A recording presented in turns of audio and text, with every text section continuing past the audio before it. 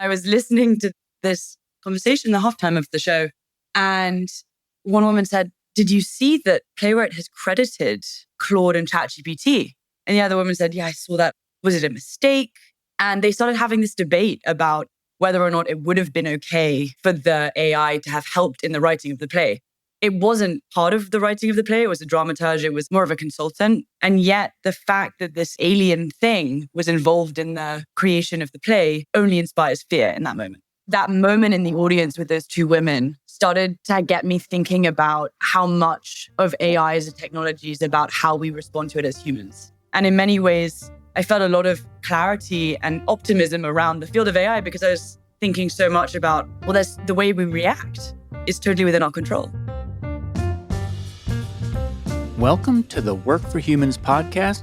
This is Dart Lindsley.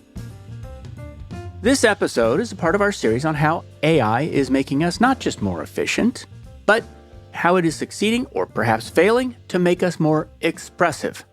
Today, we look at what happens when one of humanity's oldest art forms collides with one of its newest inventions. New York playwright Matthew Gasda was first drawn to AI while writing his play Doomers, which is a naturalistic retelling of the chaotic weekend when Sam Altman was nearly ousted from OpenAI. Microsoft language scientist and now producer Isobel McCrum got involved with Matt's work after she heard several women complaining about how Matt had listed AI models as co-authors. She noticed that she'd heard a lot of abstract talk about AI and creativity, and she wanted to move the conversation to a new starting place through real-world experimentation.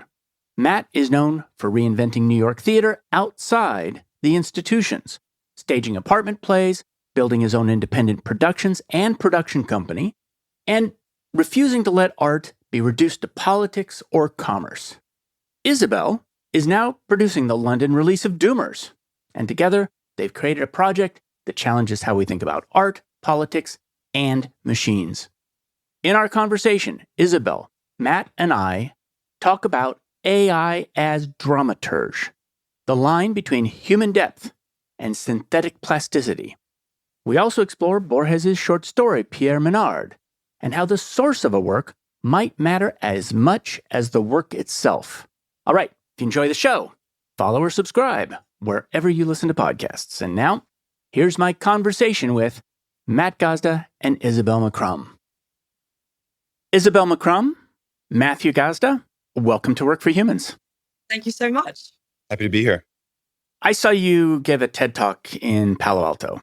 You were speaking about something I think really important. So many people are interested in how AI is going to make us more efficient. But you took a deep look at how AI affects the creative process, and not in some hand-wavy, like, I think it's going to do this, but you've been experimenting in how it affects the creative process on lots of different levels. And so I want to get into your story, and I want to go deep on it. So let's start with where it started. So, Matt, when did you first start getting involved with AI? I write plays. Some of my plays are somewhat culturally responsive to cultural moments of different kinds. My audience is partly looking for me to capture something. My niche talent is being able to recreate how weird insider groups talk, or I have an ear for how people talk who are different than me. And so that leads me to think I can take on the challenge of writing about groups of people different than myself. And in a kind of restless way, I think around the time that the Sam Altman story broke in 2023, I was looking for a new play. Some part of my subconscious was thinking about like, well, what matters? What story needs to be told right now? And there's something about that night or that weekend where people are speculating about OpenAI and Sam Altman's firing and demise that just struck me as very dramatic, very tragic, and a kind of sense of the hero having a tragic flaw that leads to his potential destruction. And I'm a human, so my subconscious did some work on my behalf and told me that I should think about that. And I let it sit for a long time. And then coincidentally, about 6 months later, one night after another play that I was doing, I have a home space, but my plays like go on the road. I do like mostly lofts and third spaces. And so one of my patrons or hosts is an AI lawyer who has a loft in Chelsea. And one of my plays, which had nothing to do with AI, there were a bunch of people in the AI space hanging out drinking. And they were fans of my work. And some of them are extremely high up in the AI world. I'll keep them out of the conversation, their names, but as high up as you can really go, and knew all the players involved. They wouldn't tell me everything, but the conversation turned to dooming and turned to all the things that are now part of our common cultural parlance, which weren't really as much then, but like P-doom and risk assessment, all the things that now that AI has become such a massive part of our culture, even a year and a half ago, we're not. And I thought, okay, this is really a play. People really talk like this. They do sit around late at night discussing the end of the world. So from that moment forward, I really dug into writing what became Doomers, a play about the night Sam Altman was fired. So the first act is his war room and the second act is the board that fired him. Isobel's now producing that play in London, coincidentally. And that led me to, I think because there's no theater about Silicon Valley in that way, I attempt to write like a kind of raw view of the AI world. And I really did a lot of research. I went to San Francisco. I talked to a lot of people. I listened to a million TED Talks. I talked to AI a lot. And so that's also where AI literally enters the pictures. I was like, I have to use these tools to try to understand the thing that I'm writing about and why it's so important. And as I was writing the play, AI became more and more and more and more and more culturally dominant and persuasive and present. And so as I was learning about AI, using AI, talking to people in the AI world, embedding myself in the AI world, AI was also just starting to really scare and persuade and grip people. So it was just this feedback loop where the more I got invested in writing the play, the more the story became relevant. And by the time we launched in New York, the first run was sold out in advance. We had major tech reporters coming to the play, every major tech blog and tech beat. There was a CNBC reporter who was with Sam Altman that morning in DC, took the Acela to New York, saw opening night. Because I think Sam had testified to Congress maybe that morning. It was really an uncanny thing where the play is representing this moment in time, and then it got folded into the world itself. So my play became part of the tech world. And I was like a virus that was not native to the tech world. They had no antibodies for theater and for armchair philosophers like myself. So I got invited into the room, basically, the room of Silicon Valley. And of course, I met Isobel, whose friend was in the play, coincidentally. Isobel is one of the people from the tech world who came out to talk to us and tell us about what we were talking about, because the cast needed education. The cast needed to understand, what does it mean? The stuff that I'm saying, what is it referred to? So I think it's a weird and beautiful story. And then I became just personally obsessed with the theory of mind behind AI. And I started to get more invested in what does it mean for me as a writer, naturally? And that's an ongoing discovery process down to this very moment. So, Isobel, when did you start picking up the thread on this story? It's interesting. It happened pre-Microsoft. I worked for Microsoft. Happened pre my involvement in the tech world. I was actually working in film and I was studying history. And I was really interested in whether or not you could sue an algorithm. I was looking at legal personhood of an algorithm.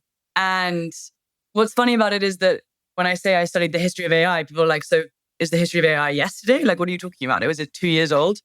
And what I was doing was I was looking at the philosophical, psychological roots of how this field may have come about and what kind of questions these thinkers were preoccupied with.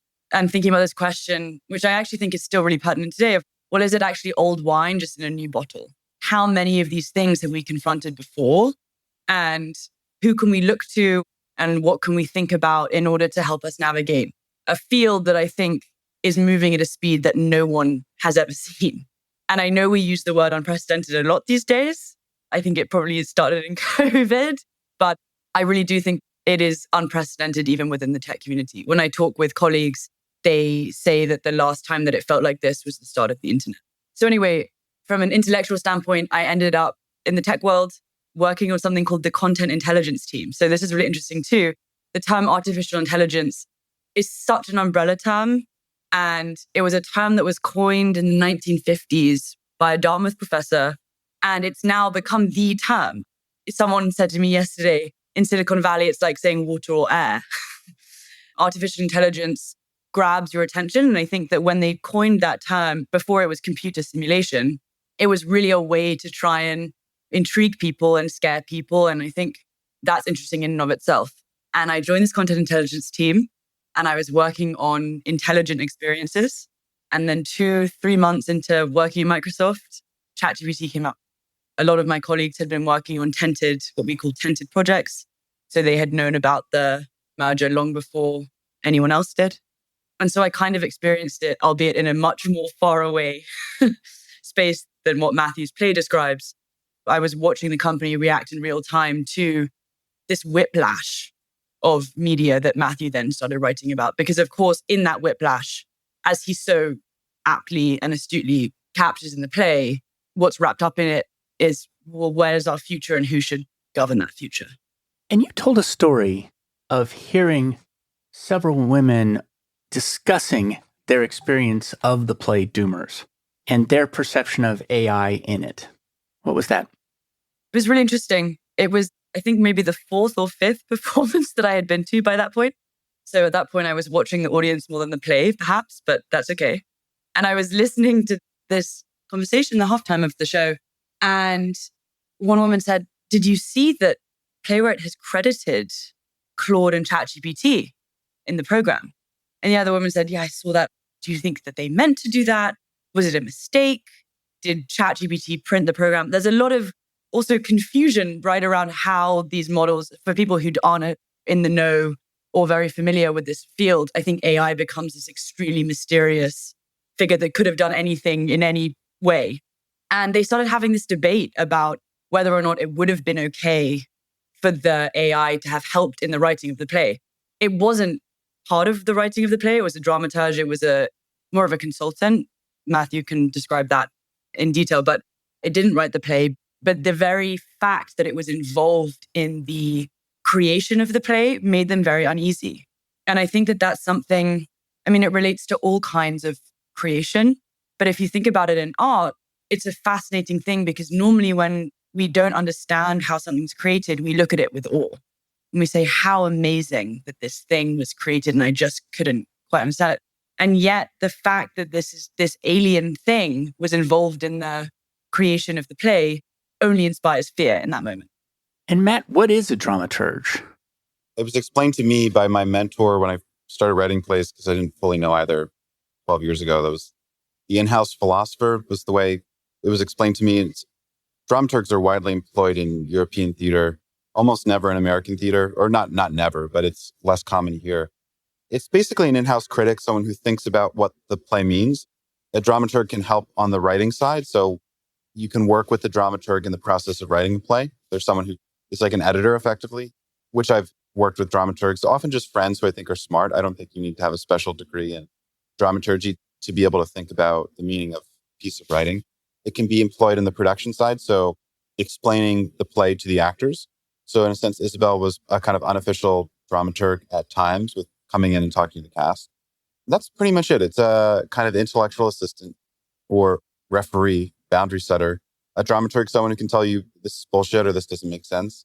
And in a play about Silicon Valley, it turns out that my theory is that a lot of the LLMs are trained maybe on some personal data or emails or conversations that probably the engineers, they must have fed a lot about their own way of thinking into the LLMs because they knew, especially like the earlier versions. So it's also crazy to think about when I was using this a year and a half ago to write Doomers, when I was talking to the LLMs and last winter, there were different LLMs than we have now. They were technically worse, but that doesn't mean they were worse in every way. But at the time, there was a clear difference in their ability to talk about themselves and to talk about what I was writing than their ability to talk about other things.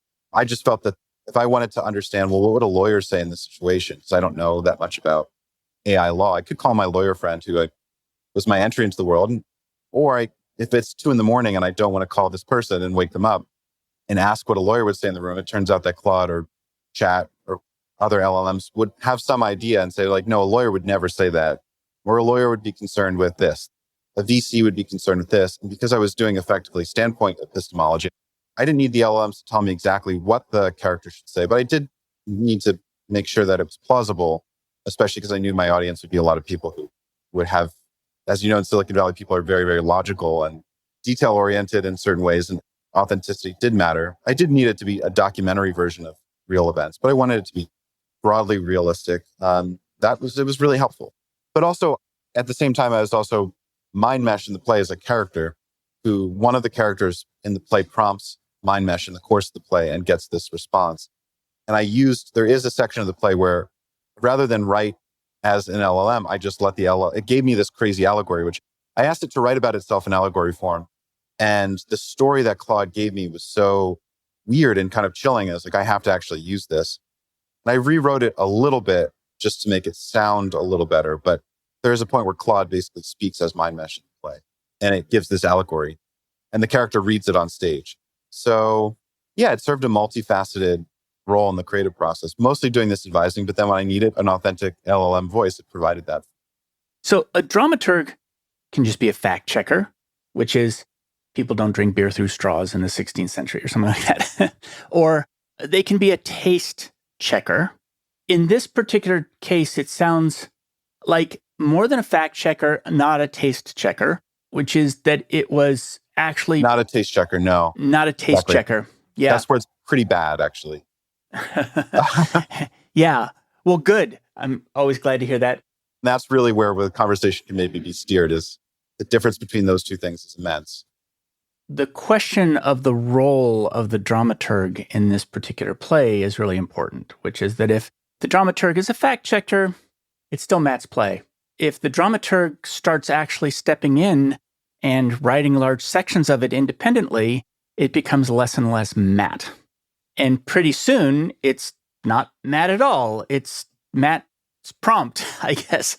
And so it sounds like that was a question that the women you heard, Isobel, speaking about this had. That moment in the audience with those two women started to get me thinking about how much of AI as a technology is about how we respond to it as humans.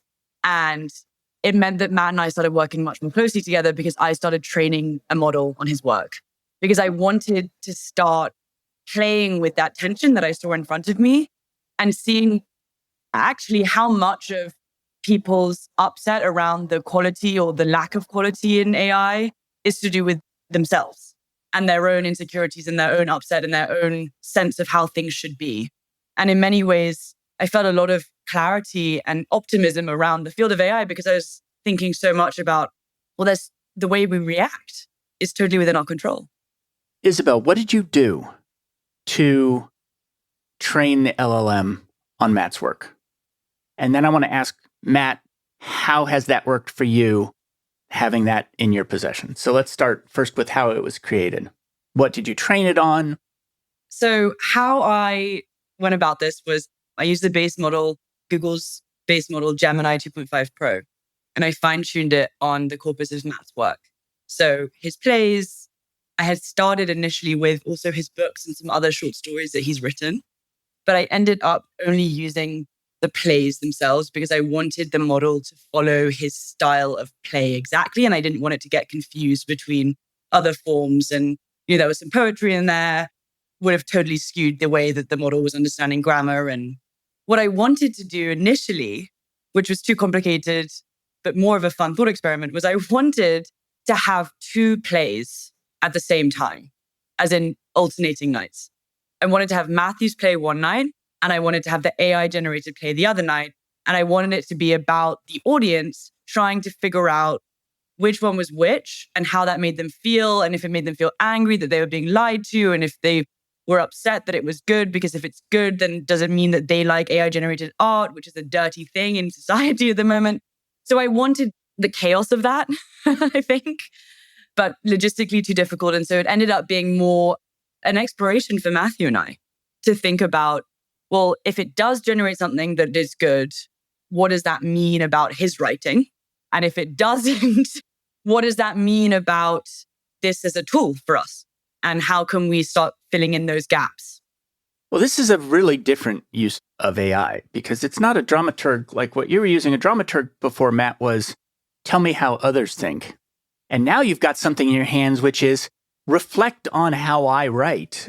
Yeah, there's two different but related projects, I'd say. So I think it's worth the later Isobel's competitive AI model was its own philosophical experiment, which postdated the writing of Doomers. So Doomers was done by the time Isobel started to make her model. But our TED Talk was based on the experience of doing both. And I guess I saw it as an interesting experiment that I wanted to learn from.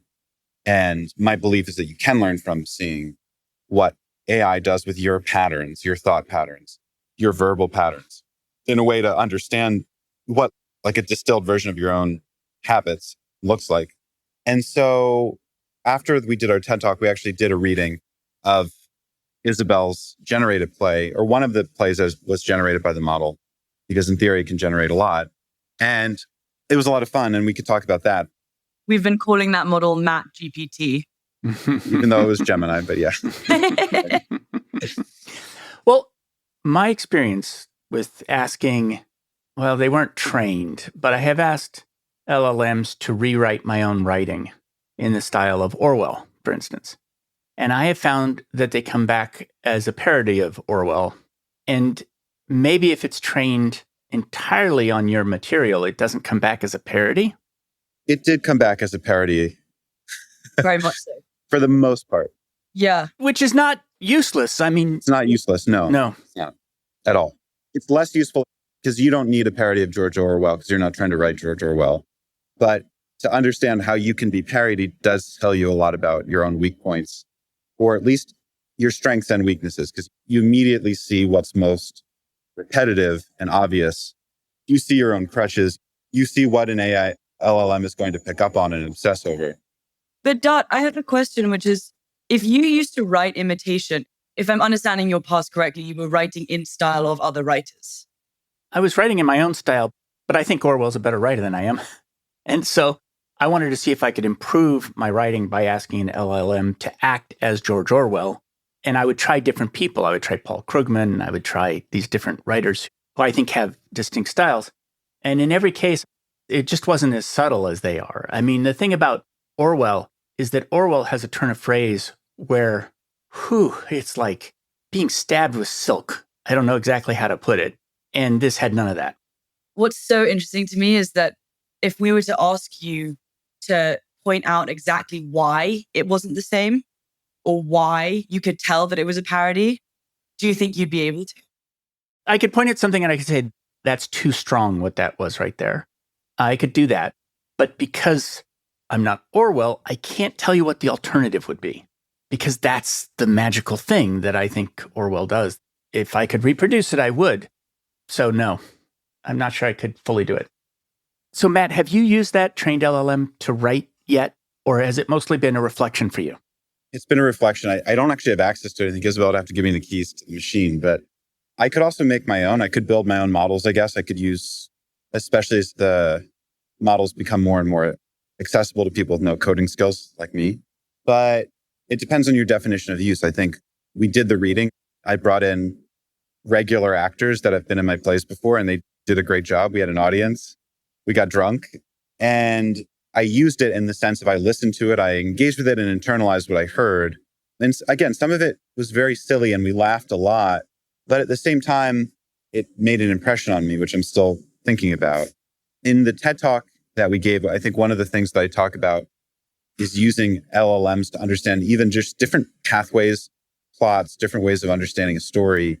I pitched in our TED Talk the idea that you can employ even a parody model or even just an LLM in general that doesn't know you that well to help you see where you're continually making the same move.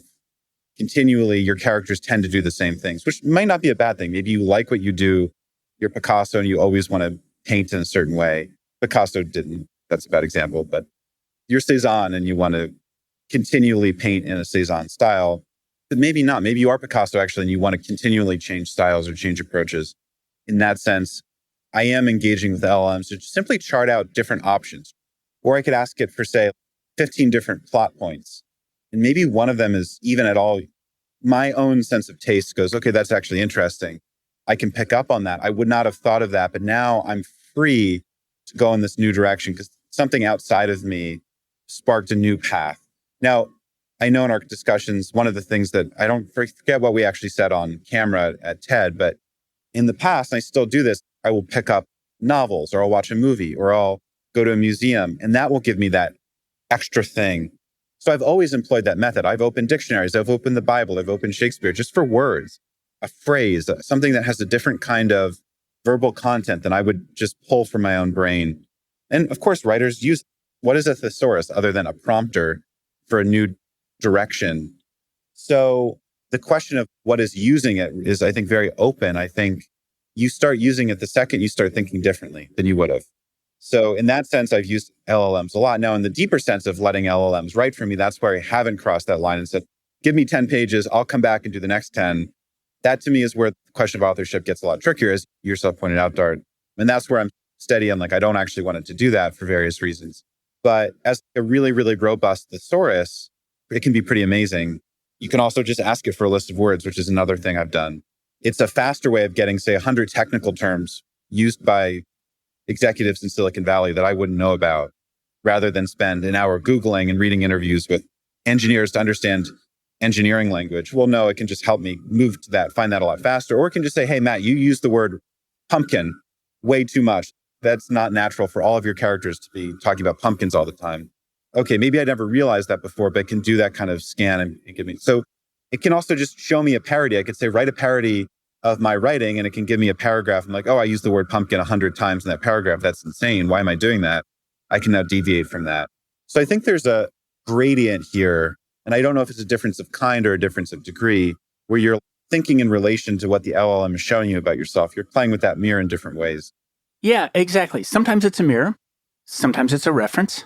Sometimes it's like, I was thinking of found poetry, where you cut up a magazine. Exactly. And yeah. it forces you to use words that you would not normally have used it. So it can be a disruptor.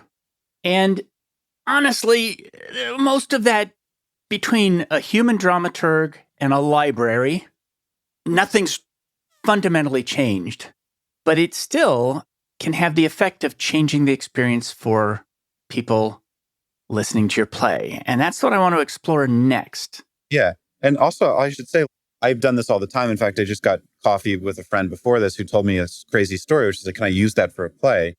Like a really crazy thing that happened in a restaurant. And it's like, that's a great monologue. I could use that. How different is that than I asked Chat this morning, tell me a crazy story, just pull a crazy story out of thin air.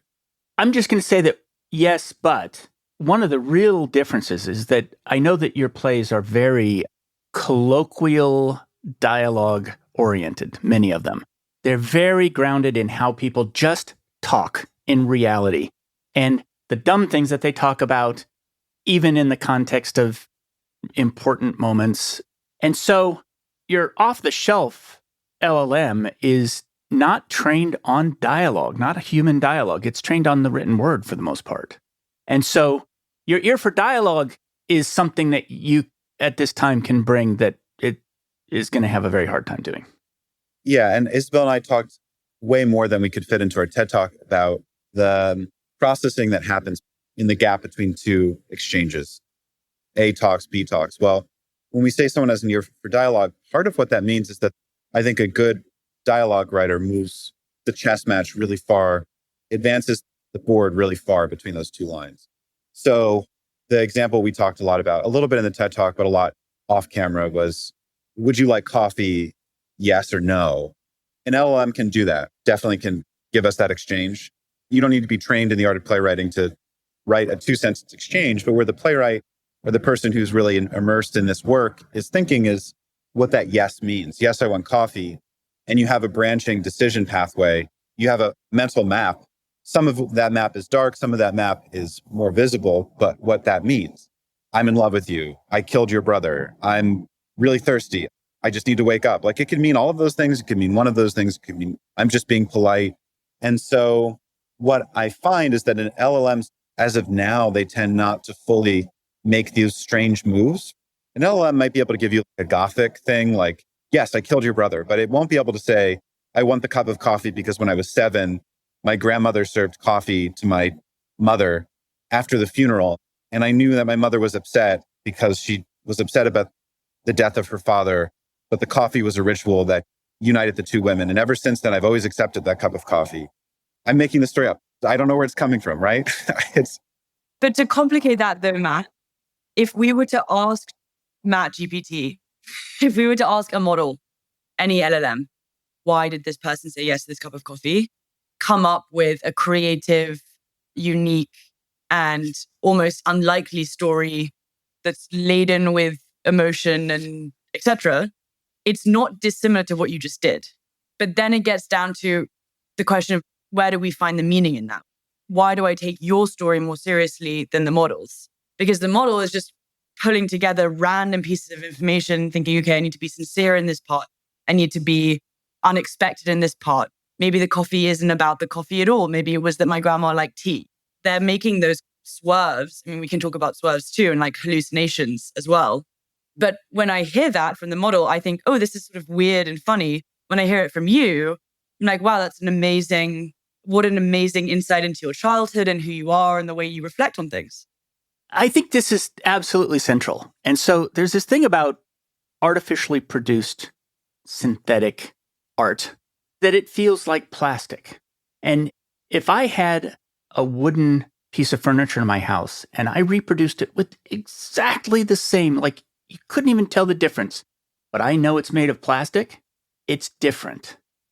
And this subtext that you're talking about is layered. And I'm going to part it out a little bit from my perspective, and then we can see where you land. Matt, you've talked about the subtext that is happening between two characters in a play, which is they're saying these things, but between them, there's more. Then there's what they're saying and you.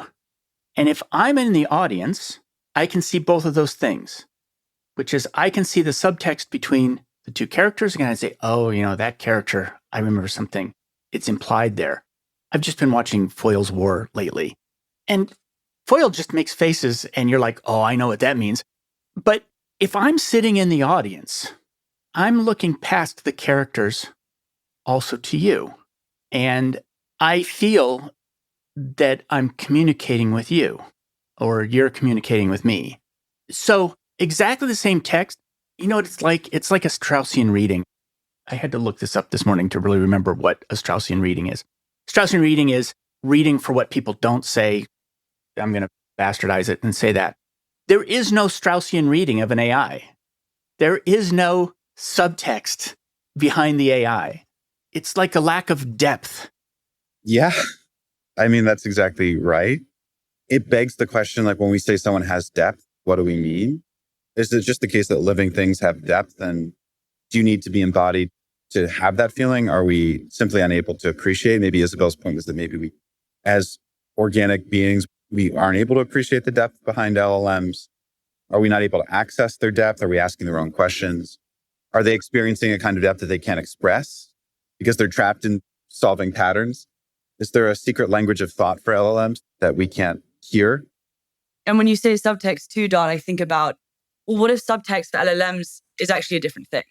So much, I think, of where this conversation gets caught is that we use ourselves as our frame of reference for how we're thinking about communication, because how else could we?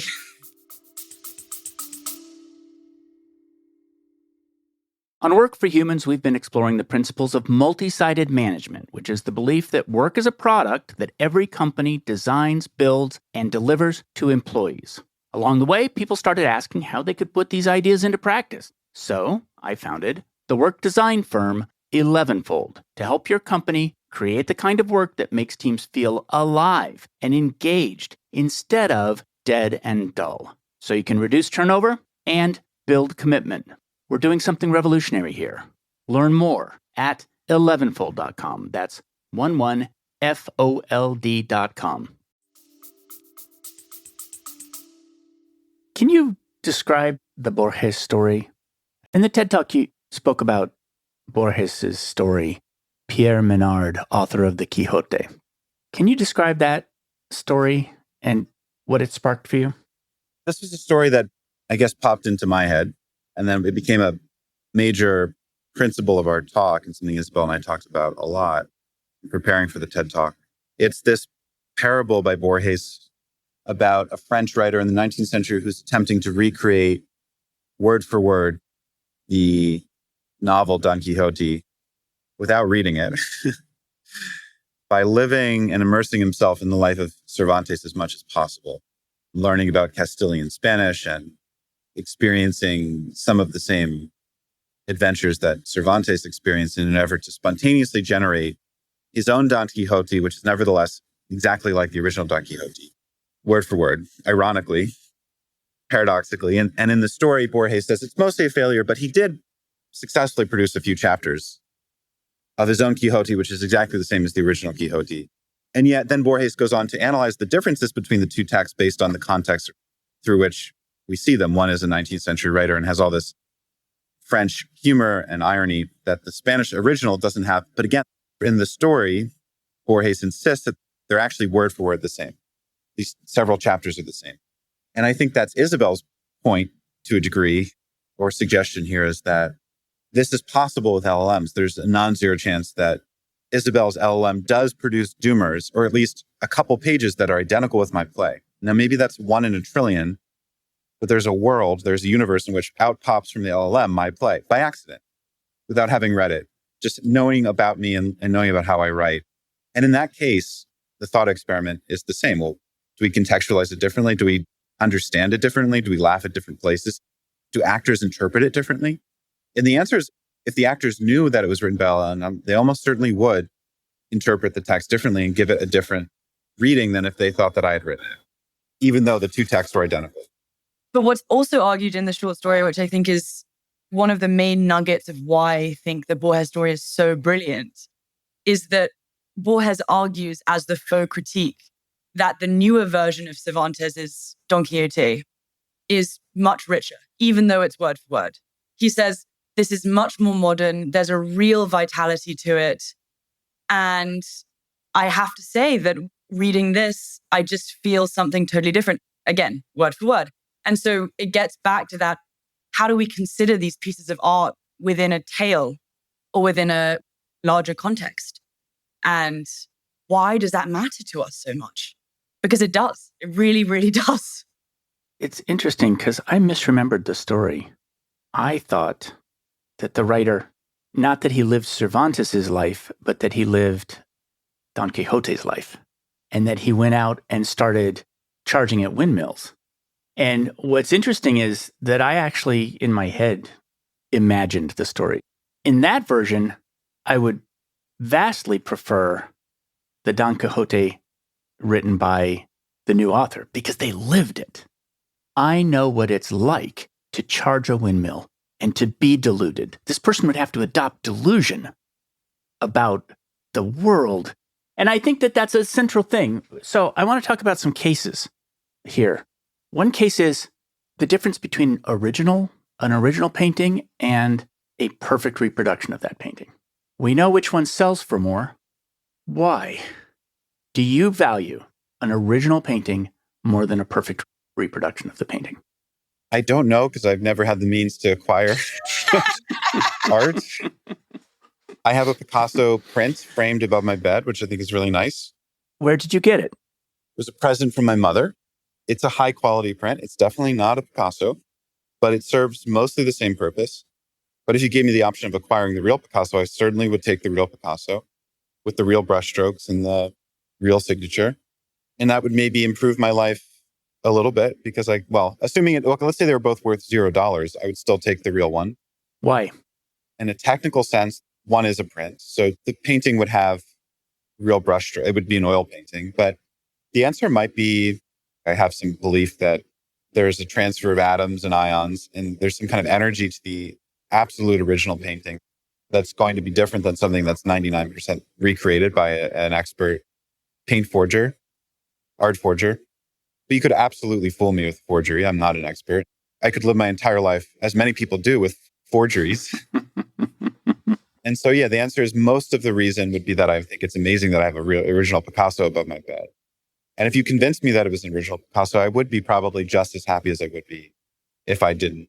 But yet I'm still not completely convinced that there isn't something that happens with matter when it's touched by people.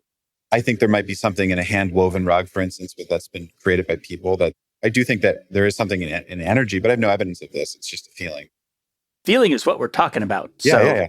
Yes. But I think the Picasso point too is that you feel that you have direct access to this person that we've deemed a genius who is pioneering techniques that hadn't been pioneered before. And so it's that novelty. It's that idea that someone was able to arrive at something. Now we're creating a feedback loop of a conversation because now it's like, well, so what was he inspired by? What was his training data looking like at the time? But what I want to say is that I think that there's something about us wanting to be near newness or discover something new that goes beyond the painting. You can even see it in Silicon Valley. Everyone wants to be the first investor in the cool startup. Yes, there's money, but there's also the acclaim of saying, I was able to understand something and I was able to spot something. I have access to something that has not yet been parodied and dragged through the mud. The reason why a print is less, I would want the original too, because the print is like, well, we've already celebrated this thing. Yes, I think it's really beautiful, but I think it's beautiful. And I think that it's really remarkable that this was created by someone originally. Something you said in there made me laugh, which was Mark Maron said, we're all going to be immortalized as content. But what you said is a reframe I've never heard exactly. No. Life as training data. What's your life? My life is training data up until now. It's the opposite of anthropomorphizing, which is that we are extending an LLM metaphor into our existence. Well, it was something that we did in the TED Talk. It's certainly, I do not mean to stand here and say that it's one-to-one, but I do think that it's a very helpful way of trying to understand the premise of these models. The idea that we give these models access to every piece of information and source on the internet that we can possibly find, in the hope that with the broadest context, they will arrive at something interesting depending on the request. And I think sadly, or not so sadly, that is a little bit the way we work. We just can't articulate it and we can't track our brain in the way that we can track the way that a large language model reasons. But even to caveat that, we still can't track necessarily the way that large language models reason. Anthropic's doing the best work on this. It's called interpretability. But there's still a lot of gaps. Yeah, they don't really know. Yeah. Yeah, exactly. The work is like, we don't actually know. If you talk to a neurosurgeon, they would say, we probably know how to map 50% of the brain truly, and yet we perform brain surgery every day. I want to tie the conversation back to a couple of previous episodes. You gave me a term, Matt, that I had never heard before, which is standpoint epistemics. What a word.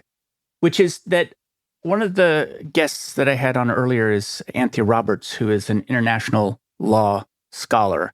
And she is using AIs to create all the perspectives on an international law problem that no one person could hold, or all of the disciplinary aspects. And so she's assembling these congresses of AIs to take essentially, I'm going to say, a cubist look at how people are thinking about the international problems, which is very much standpoint epistemics. The other one is that I had Stacey Barton on the show. Stacey Barton is an immersive experience designer for Disney. And I asked her, what is the key? And what she said is, all performance needs to be about the audience. And I thought of that a lot in preparing for this, which is, I think, Matt, your plays in particular, more than most plays, have that feeling of original art because they are often in very small venues, in people's apartments originally. So there's a sense in which I am uniquely experiencing a piece of art, in part because it's not a stadium show. It's intimate. I don't know why that's relevant, honestly. It's just this idea that I'm going to feel less special if Matt is using an AI to produce something for me than if Matt is producing it for me personally. I think that's what it is. Definitely that's what it is. If Rodin makes his clay model and then you receive the cast in bronze, and that's a real world example. Rodin didn't cast his own bronze. He made models. And then Forger would make whatever the order was. There are 3 thinkers around the world, 3 original thinkers.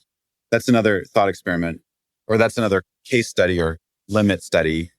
Well, let's say there are 3 original castings of the thinker. At what point does it stop being Rodin's thinker? Because there have been many, many, probably millions of copies of that statue. 3 were made to order. I'm making that up. I think it's a small number, whatever. When does it stop feeling special? When does it stop being Rodin? When does it start being just someone in a metallurgy lab creating a statue?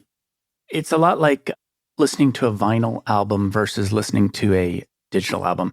The great thing about vinyl is that the Beatles' vibrations, their actual physical vibrations, made physical marks on something, and those have been physically reproduced for me. To take this kind of mystical view of energy, I really believe there's something about music now that feels worse. And I think it has to do with frequencies and like a reduction of frequencies. There are cultural dimensions to this too, but I really think that people not making music in a room is having bad energy, literally. I've been using my old iPod and it feels great to walk around and listen to. I don't want to really listen to music after a certain moment because it's all digital, feels much more compressed, and high quality white album file feels, in good headphones like you're wearing now, feels really different than the electro pop made on a laptop in a bedroom. Now, not that there aren't good albums made that way. There's something to that. Now, music's a little bit easier to feel, but that won't hold true of a play. There's no vibration inside of a play. I think it's just true that there's an irreducible contextual element to all of this. And that's one thing we're bumping up against. No matter what we say, there might be some real world physical properties to art that are irreducible, but some art, like there's all these Shakespeare authorship questions that I don't believe are real. But okay, I discovered that Shakespeare was written by an illiterate apple seller in London who just happened to dictate all of Shakespeare to a scribe. Ultimately, that shouldn't change the performance, but it probably would if we discovered a secret confession written by the scribe that said the real author of Shakespeare is an illiterate apple seller who showed up at the Globe every Tuesday to dictate the newest play. And there's all sorts of evidence that, in general, that people can be tricked into believing something is good. This obviously comes into currency. Like if Michael Saylor went on CNBC this morning and said, hey guys, fuck it, Bitcoin is worthless, Bitcoin would drop probably $20,000 in value in 2 minutes. If the Winklevoss twins went on CNBC and said, yeah, fuck it, crypto sucks, that would have an effect. But why? Why would two people? Because people have a special relationship to those crypto influencers.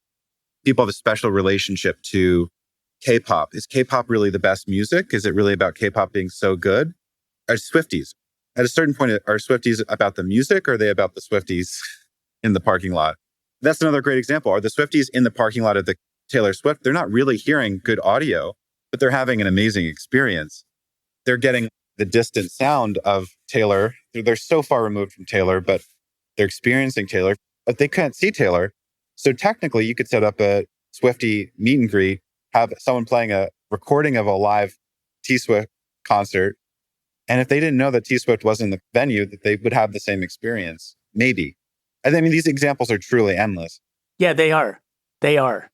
And the answer is art might just be the synthesis of what we believe about art and what it really is at all times. And I think that one thing that's likely to happen is that as technology hollows out, I don't know how to put it exactly. What I'm thinking of is the transition from photography. When photography came along, before that, there was a lot of very realistic painting. The definition of a good painting was really looks real. Photography comes along, and now that kind of painting, which is really hard, just isn't the currency. And you see the rise of Impressionism. Now, I looked it up. Impressionism actually predates photography. So it's not a response to photography, but the audience's response to photography was to pull that forward as that's real art. And that's the interesting thing. So I think that's the kind of response that artists might need to think about, which is what's the kind of art I can do that can't be mistaken? Art might just be the best pattern matching in the right time and place. So it's true that, yeah, you're not just making the best art, but you're also making the art that situates itself in a social context. Van Gogh is probably one of the best. Gauguin and Van Gogh probably were, maybe I'm biased because I've been trained to think this, but they probably were the best Impressionists. But Impressionist takes a very specific set of cultural transformations for it to become relevant after most of those painters had died or were senescent. And so I experienced this too. Loft plays weren't cool until the pandemic. And then very private, small theater. Suddenly my career was totally changed. I basically had a career, which I didn't have because the context around my work changed. I experienced that transformation in the flesh. It went from being uncool and ignored to who were you? Where'd you come from? Well, I've been here for a while. But suddenly people are paying attention and see it differently and responding to it differently.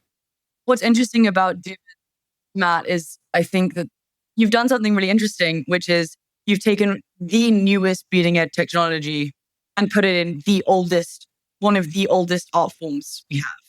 You've put it in a medium where it is purely about human reaction, from the audience to the actors to the director to every night is different. Every word can be turned around in a different way. And it is that sort of, as you're saying, using the word mystical, it's like a theater performance is a kind of mystical thing. Did the actor on the way from the tube to the theater see someone that they hadn't seen in years, and they brings a whole new side to the character that they haven't seen before? We had someone in Doomers who had never taken a Zin. We had Zins as props, and someone swallowed a Zin. She didn't know what to do with it. She swallowed it. Oh, God. And somehow it didn't affect her enough to stop the performance. But the other actors were like, holy shit, what's going to happen in the next 20 minutes as it slowly digests? Is it going to be digested in time to finish the show? Because she might start throwing up. This stuff happens all the time in theater. Normally there's a reaction in one way or the other. As you're saying, we have, impressionism, then we have photography, then we have impressionism again that people return to. I would argue that things like handmade crafts right now are having a real resurgence. People love handmade baskets and sewing and that kind of thing. And what you've done is you've forced the two head to head, which I think really puts people in a really uncomfortable but fascinating position. It happened with Dime Square too, because in that case, there were people saying, well, did he just take this from real life? Did he just take this from Hangout? This is just a transcription of Hangouts during the pandemic. And the answer was not at all, but just the possibility that it was somehow like a live documentary performance, a live performance of some kind of documentary transcript of a moment in time. And then people would claim, oh, I wrote that line, or I tweeted that, or I was thinking that. And it's like, yeah, because it's about a moment in time where a lot of people were thinking the same things. I wrote it down in a certain structure, in a certain form, and the group staged it in a way that had a live response. But I mean, these kinds of questions, where does art come from? And why do people respond to a certain way? It's obvious now that it's a really polymorphous phenomena. Like there's really no single way of doing it. We keep revolving around this question. We keep coming up with new examples. We have a demand for things that are human. We can be fooled by what's human. We will like it if we think it's human. We won't like it if it's not human. At the same time, we also know that there's something special about the human that LLMs can't fully capture, but we can't fully detect the difference between the two. On paper, we need real life to do so. And AI can replicate large swaths of human conversation in a convincing way without maybe being able, as of August 22nd, 2025, be able to fully replicate a convincing piece of dramatic work or writing, for instance. It can give us a page that's convincing, but can't give us 90 pages that are convincing completely. It can do romance novels, but it can't do James Joyce. It probably can do romantasy better than I couldn't write romantasy, but I could probably program a really good romantasy novel by studying how the genre works. I think we could talk for hours about this because it's truly an evolving, open, and in some ways unsolvable question. That almost, I think the only answer are these pragmatism is really going to matter. Like what matters is how useful some of these things are to us. So in the end, if we're going to take it back to your insight, Isobel, about the two women who are concerned about Doomers, well, pragmatically speaking, the question is like, well, what does that play give them? How does that play help them live their lives with AI? That's what I wanted to do. And if I used an LLM to help me do that better, then does it really matter? And of course, I think the answer is no, it doesn't really matter. And knowing that only can help you think more deeply about what you experienced. That's a really good transition into closing questions, which we have to do because we're almost out of time. I ask two questions usually at the end of a show. And just so you know, they're based on the idea that work is a designed thing and that we can design things better by knowing what you want to use them for. And so, Isobel, I'm going to start with you. What do you hire your job to do for you? Microsoft hires you to do something for them. What do you hire Microsoft to do for you? My sycophantic answer is, but it is genuine also, I am paid to every day genuinely be learning something new. Because in the field of AI, one day to the next is never the same. And it was a little bit trial by fire in the beginning, but it has sort of steeled me up to this moment where you're constantly dealing with things you've never seen before. And you have to either wrap your head around them as quickly as possible while also asking stupid questions and not feeling stupid about it because you've never confronted them before. What I hire my job to do is to teach me how to bend my brain in different ways. That's interesting. It's learning, but it's partially learning how to learn. It's like learning how to adaptability. And it doesn't feel comfortable a lot of the time. But I think when you do it more and more, you start to feel more and more comfortable with. And that is something that I really appreciate, is starting to, in a very small way, bleed into other parts of my life. It's like graduate school, but in a field that nobody's ever studied. That sounds like my ideal thing, actually. It sounds wonderful. It's awesome. No, it's really awesome. And Matt, I'm not going to say job in your case. I'm going to say, what do you hire your work to do for you? My work makes friends, makes a community. It's a node that attaches a lot of life to it, that can magnetize a lot of human interactions and help me think about my relationship to the world around me. It creates a world. It's a code which assembles something. It's a 3D printer. Nobody had ever said community, and I've asked hundreds and hundreds of people this question, until I went to the World Experience Organization, which is all about immersive experience design, very much a theater crowd. And then everybody said community. Since then, I've seen it, but it's something that I think it's a design attribute of theater that is really special. That's right. I agree. Matt, what does your job cost you? What does your work cost you? Time. It costs me relationships because some people don't like representing reality a certain way or don't like the presumption of me doing so. Sam Altman's not going to be your friend now? He might. I think, with Sam Altman, it's a special case where I went from having a 0% chance of being his friend to a some percent. So I think in that case, where it doesn't help is someone who's 100% going to be your friend unless you write something in a play that offends them or makes them feel vulnerable. So it costs money or risk. So you have to risk a lot of money to even make money in theater. You have to raise money. Anxiety probably ages me. Even small theaters, high stakes in a lot of ways. Yeah. Going into New York and saying, I'm going to do theater in New York. Yeah. Isobel, how would you answer that question? I've been thinking about it as Matt answered his question, and I'm still struggling. I want to say that it cost me a specific version of creativity. I mean, I'm very lucky to be able to work on this play, and actually this intersection, because it is so rare, has served me super well. The fact that I get to now work in the creative world while also still firmly being in the tech world.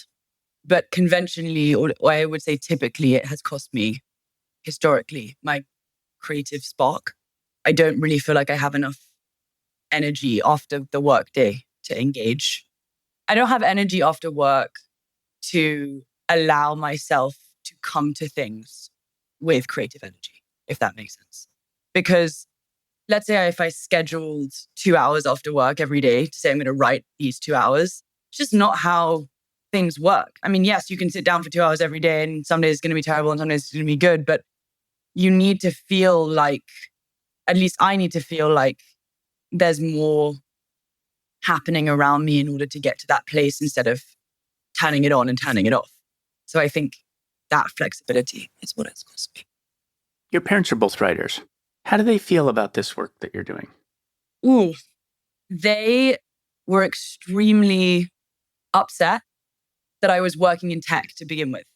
So it wasn't even about AI. It was, you're selling your soul to a company that, is a terrible place. I shouldn't be saying this live not live. It's your parents' opinion, not your opinion.